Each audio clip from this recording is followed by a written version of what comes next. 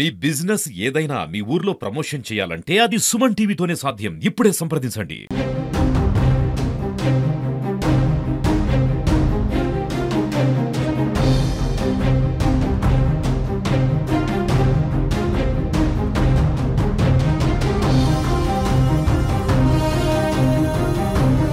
SK Khaja Mohiddin అండి. నేను district provision and excise officer గా గత నెల 25వ తేదీన ఛార్జ్ తీసుకున్నాను. కూటమి ప్రభుత్వం వచ్చాక ఈ ఎస్సీబీని వచ్చేసి స్పెషల్ ఎన్ఫోర్స్మెంట్ బ్యూరోని రద్దు చేయడం జరిగింది. మాతృశాఖలో తిరిగి ఎస్సీబీని విలీనం చేయడం జరిగింది. గత ప్రభుత్వం తీసుకున్నటువంటి ఈ ప్రైవేట్ షాపుల గవర్నమెంట్ షాపుల మద్యం పాలసీని రద్దు చేస్తూ గవర్నర్ గారు ఆర్డినెన్స్ జారీ చేశారు. దాని తర్వాత సబ్ కమిటీ ఏర్పాటు చేయడం జరిగింది, కేబినెట్ సబ్ కమిటీ. మరియు మా ఎక్సైజ్ డీసీ గారులు, ఏసీ గారులు, ఈఎస్లు ప్రభుత్వ ఆదేశాల మేరకు వివిధ రాష్ట్రాల్లో పర్యటించి అక్కడ జరుగుతున్నటువంటి మద్యం విధానాన్ని వచ్చేసి వాళ్ళు పరిశీలించి అన్నిటికంటే ఉత్తమమైన మెరుగైన మద్యం విధానాన్ని వచ్చేసి కేబినెట్ సబ్ కమిటీకి నివేదించారు. ఆ కేబినెట్ సబ్ కమిటీ వచ్చేసి కేబినెట్ లో అప్రూవ్ చేసుకొని గవర్నర్ ద్వారా ఆర్డినెన్స్ జారీ చేసి నోటిఫికేషన్ ఇచ్చారు. ఈ నోటిఫికేషన్ అంటే ప్రభుత్వం వచ్చేసి ప్రైవేట్ వ్యాపారస్తుల ద్వారా మద్యం అమ్మకాలు జరపాలని నిర్ణయించారు. ఇందులో 3736 షాపులకు వచ్చేసి ప్రభుత్వం నోటిఫై చేసింది. ఇందులో 340 షాపులు కూటమి ప్రభుత్వంలో ఉన్నటువంటి చంద్రబాబు నాయుడు గారు ముఖ్యమంత్రి, గౌరవనీయ ముఖ్యమంత్రి ఎన్నికల వాగ్దానాన్ని వాళ్ళు అమలు చేసే చర్యలో భాగంగా 10% షాపులను వచ్చేసి గీత కార్మికుల కోసంగా రిజర్వ్ చేస్తా ఉన్నారు.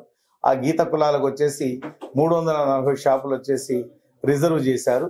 మిగిలిన షాపులైనటువంటి వాటికి ప్రభుత్వం వచ్చేసి నోటిఫై చేశారు. ఇందులో 4 స్లాబులు ఉన్నాయండి. బిలో 10,000 జనాభా ఉండే మండలంలో షాప్ పెట్టుకోవాలంటే సంవత్సరానికి వచ్చేసి 50 లక్షలు కట్టాలి. 10,000 నుంచి 50,000 మధ్యలో జనాభా ఉన్న మండలానికి వచ్చేసి షాప్ పెట్టాలంటే 55 లక్షలు. అలాగే 50,000 నుంచి 5 లక్షల మధ్యలో జనాభా ఉంటే 65 లక్షలు. 5 లక్షల జనాభా దాటి ఉంటే 85 లక్షలుగా 4 స్లాబులు వచ్చేసి ప్రభుత్వం వచ్చేసి నిర్ణయించారు. ఇందులో భాగంగా మన జిల్లాకు వచ్చేసి 171 షాపులు వచ్చేసి మన జిల్లా మనం నోటిఫై చేసాం కలెక్టర్ మేడం ద్వారా. గెజెట్ నంబర్ 127 ద్వారా వచ్చేసి మేము నోటిఫై చేశాము. అందులో భాగంగా మేము 10 ఎక్సైజ్ స్టేషన్ల పరిధిలో, ఈ జిల్లాలో 10 ఎక్సైజ్ స్టేషన్లు ఉన్నాయి, ప్రొవిషనల్ ఎక్సైజ్ స్టేషన్లు. వాటి పరిధిలో వచ్చేసి అప్లికేషన్లు వచ్చేసి రిసీవ్ చేసుకోవడం జరుగుతుంది. ఈ అప్లికేషన్ రిసీవ్ చేసుకోవడంలో వచ్చేసి ఆఫ్లైన్ ఉంది, ఆన్లైన్ ఉంది. ఎవరైనా సరే ఆన్లైన్లో తన అకౌంట్లో 2 లక్షల డబ్బులు ఉంటే చాలు, వాళ్ళు వచ్చేసి ఇతరత్ర ఏ బాధల బందీ లేకుండా ఈ 2 లక్షలని నెఫ్ట్ ద్వారా కానీ ఆర్టీజీఎస్ ద్వారా కానీ వచ్చేసి వెబ్సైట్లోకి వెళ్ళి వీళ్ళు వచ్చేసి వాళ్ళ ఇంట్లో నుంచే వాళ్ళు కరెక్ట్గా 1 మినిట్లోనే వీళ్ళు రిజిస్టర్ అయ్యే విధంగా వచ్చేసి పాలసీని తయారు చేశారు. అందులో 2 ఫొటోసు, ఒక ఐడి కార్డు ఉంటే వాళ్ళు చేసుకోవచ్చు. లేదనుకుంటే డీడీ తీసుకుని 2 lakhs వచ్చేసి district provision and excise officer payable at ఒంగోలుతో పేరుతో డీడీ తీసుకొని ఏ ఎక్సైజ్ స్టేషన్కి వెళ్ళినా కానీ వాళ్ళు వచ్చేసి మీ పేరుతో ఒక షాప్ను వచ్చేసి మీరు కోరుకున్న షాప్ మీద రిజిస్టర్ చేస్తారు. ఇందులో గతంలో వచ్చేసి ముఖ్యమైన చేంజెస్ ఏంటంటే, ఇప్పుడు గతంలో వచ్చేసి కార్పొరేషన్లో కానీ మున్సిపాలిటీలో కానీ పలానా వార్డు అంటే ఆ వార్డులోనే షాప్ పెట్టేవాళ్ళు, మండలంలో పలానా ఊరు అంటే ఆ ఊర్లోనే షాప్ పెట్టేవాళ్ళు. ఇప్పుడు వాళ్ళు మండలంలో షాప్ వచ్చిన తర్వాత 2 షాపులు అంటే ఆ 2 షాపులు వాళ్ళకి ఎక్కడ బుద్ధి పుడితే అక్కడ పెట్టుకోవచ్చు. అలాగే నగర పంచాయతీ కూడా, మున్సిపాలిటీ కూడా, కార్పొరేషన్ కూడా. ఉదాహరణకు ఒంగోలు కార్పొరేషన్ 20 షాపులు ఉన్నాయి. వాళ్ళు ఎక్కడ కావాలంటే 20 షాపులు వచ్చేసి ఏర్పాటు చేసుకోవచ్చు. ఒకటి. రెండోది ఏంటంటే ముఖ్యమైన చేంజ్ అంటే, గతంలో మనం ఈ non refundable licence fee, application fee కాకుండా గతంలో ఏం చేసామంటే ఈఎండి అని ఉండేది, ఎర్నింగ్ మనీ డిపాజిట్ అని. ఏ షాప్కి అయితే మీరు వేస్తున్నారో దాని లైసెన్స్ ఫీజులో 10వ వంతు మనం డీడీగా తీసుకెళ్ళడం. ఈసారి దాన్ని రద్దు చేసేసారు. మరో ముఖ్యమైన చేంజ్ ఏంటంటే, గతంలో ఒక వ్యక్తికి ఒక లైసెన్సే ఇచ్చేవాడు ఎక్సైజ్లో. అంటే వాడు 100 అప్లికేషన్ వేసిన వాళ్ళు వ్యాపారస్తులు, అతని పేరుతో ఒకటి వస్తానే 99 ఆటోమేటిక్గా రద్దు అయిపోయాడు. ఇప్పుడు 100 అప్లికేషన్ వచ్చి 100 అతనికే వచ్చినా 100 ఒకరి పేరుతో కూడా ఇవ్వడం జరుగుతుంది. ఇంకో చేంజ్ ఏంటంటే గతంలో లాటరీ తీసేటప్పుడు ఆ లాట్లో పాల్గొనాల్సిన వ్యక్తి రాకపోతే అతని పేరు తీసి పక్కన పెట్టేవాడు. ఇప్పుడు అతను వచ్చినా రాకపోయినా సరే ఇది వచ్చేసి ఖచ్చితంగా అతని పేరు కూడా లాటరీలో పరిగణలోకి తీసుకోవడం. 3 వంతులుగా కట్టే లైసెన్స్ ఫీజుని 6 వంతులుగా అంటే 6 వాయిదాల్లో కట్టే వెసులుబాటుని కల్పించారు. 1/6 అమౌంట్ వచ్చేసి ఎప్పుడైతే డ్రాల్ ఆఫ్ లాట్లో అతను సెలెక్ట్ అవుతానే అక్కడికక్కడే 1/6 అమౌంట్ వచ్చేసి అక్కడే బ్యాంక్ వాళ్ళు అక్కడే ఉంటారు, డబ్బులు తీసుకుంటారు. సెలవు కనుకైతే తర్వాత రోజు కట్టాల్సి ఉంటుంది. ఇది ముఖ్యమైన ఫీచర్స్.